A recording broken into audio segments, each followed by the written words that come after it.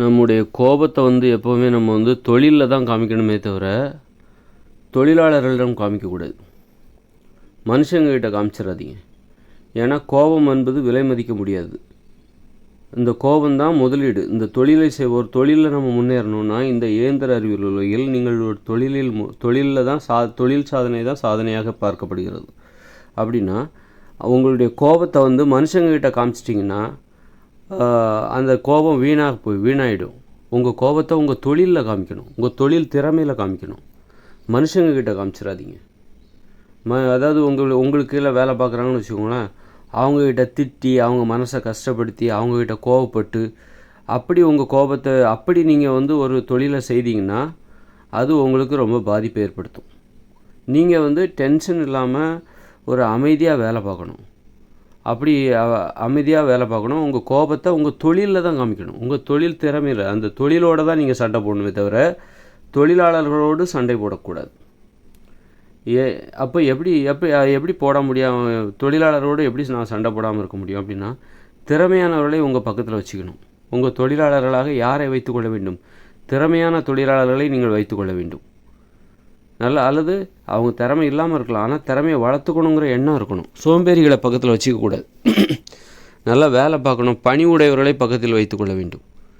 தொழிலாளர்களாக யாரை வச்சுக்கணும் அப்படின்னா நல்ல பணி உடையவர்களை, சாதிக்க நினைக்கிறவங்கள உங்கள் பக்கத்தில் வச்சுக்கணும். கற்றுக்கொள்ள வேண்டும் என்று நினைப்பவர்களையும் நல்ல பண்புடையவர்களையும் உங்கள் கிட்ட வச்சுக்கணும். உங்களுக்கு கீழே வச்சுக்கிட்டா நீங்கள் கோவப்படாமல் உங்கள் தொழிலில் உங்கள் கோபத்தை காட்டலாம்.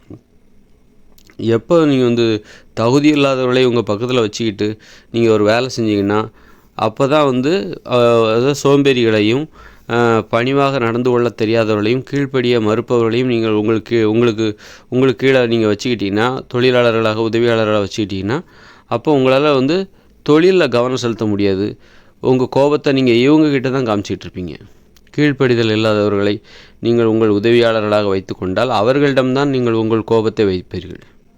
அதனால் எப்போவுமே நீங்கள் கோபத்தில் தான் உங்கள் தொழிலில் தான் உங்கள் கோபத்தை காட்டணும். உங்கள் கோபத்தை தொழிலாளர்கிட்ட பெரும்பாலும் காட்டினீங்கன்னா நீங்கள் ரொம்ப சோர்ந்து போயிடுவீங்க. அப்போ எப்போ காட்டுவீங்க அப்படின்னா உங்கள் தொழிலாளர்கள் சோம்பேறிகளாக இருந்தால், கீழ்ப்படிதல் இல்லாதவர்களாக இருந்தால், எப்படி நடந்து கொள்ள வேண்டும், எப்படி பணிவாக நடந்து கொள்ள வேண்டும் என்பது தெரியாதவர்களாக இருந்தாலும் அப்போ தான் அந்த மாதிரி ஆட்கள்கிட்ட தான் நீங்கள் உங்கள் கோபத்தை காட்டிகிட்டே இருப்பீங்க. அப்போ திறமையானவர்களாக உங்கள் பக்கத்தில் வச்சுக்கோங்க. தகுதி இல்லாதவர்களை தயவுதாட்சணம் இல்லாமல் பக்கத்தில் நெருங்க விடாதீங்க. அப்போ உங்களால் அமைதியாக இருக்க முடியாது. அதனால் இதில் ரொம்ப கவனமாக இருக்கணும். நீங்கள் தகுதி இல்லாதவங்களை பார்த்து பரிதாபப்பட்டு பக்கத்தில் வச்சுக்கிட்டிங்கன்னா கடைசியில் உங்களுக்கு நோய் செத்து போயிடுவீங்க. டென்ஷன் ஆகி நோய் செத்து போயிடுவீங்க.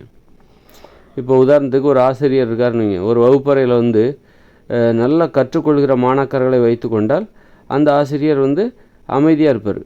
அதை கற்றுக்கொள்ள வேண்டும். நல்ல பணிவாக நடந்து கீழ்ப்படிதல் உள்ள மாணாக்கர்களுக்கு கல்வி கற்பித்தால், நல்ல பண்புடைய மாணாக்கர்களுக்கு கல்வி கற்பித்தால், நல்ல படிக்கிற பசங்களுக்கு கல்வி கற்பித்தால் அந்த ஆசிரியர் அடிக்கடி டென்ஷன் ஆகவே மாட்டார். டென்ஷன் ஆகாமல் அவர் கற்றுக் கொடுக்கறதுல ஆர்வமாக இருப்பார். அவருடைய கோபம் எல்லாமே அந்த தொழிலில் இருக்கும். கற்றுக் கொடுக்குற அந்த நடைமுறையில் இருக்கும்.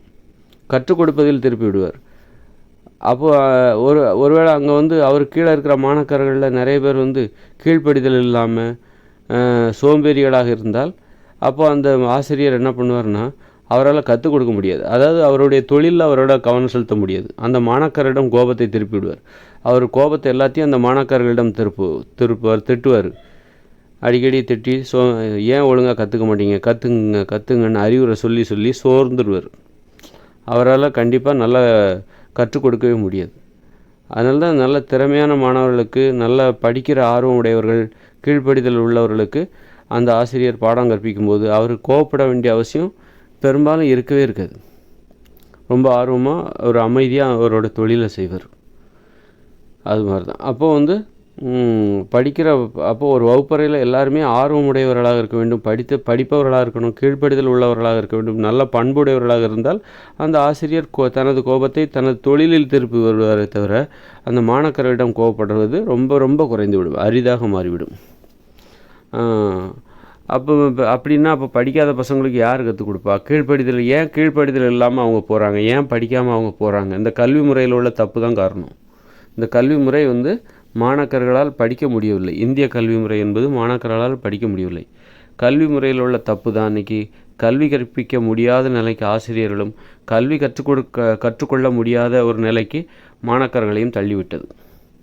அப்போ இந்த ஆசிரியர்கள் மீது மாணாக்கர்களுக்கு கோபம், மாணாக்கர்கள் மீது ஆசிரியர்களுக்கு கோபம், மாணாக்கர்களால் தங்கள் தொழிலில் கவனம் செலுத்த முடியவில்லை, அதாவது ஆசிரியர்களால் தங்கள் தொழிலில் கவனம் செலுத்த முடியவில்லை, மாணாக்கர்களால் கல்வியில் கற்றுக்கொள்வதில் கவனம் செலுத்த முடியவில்லை அப்படிங்கிற மாதிரி ஆகிப்போச்சு. அதனால் அதுக்கு கல்வி முறை தான் தப்பு. அதனால் வந்து இந்த மாதிரி நம்முடைய கோபத்தை வந்து நம்ம தொழிலில் தான் திருப்பணும்.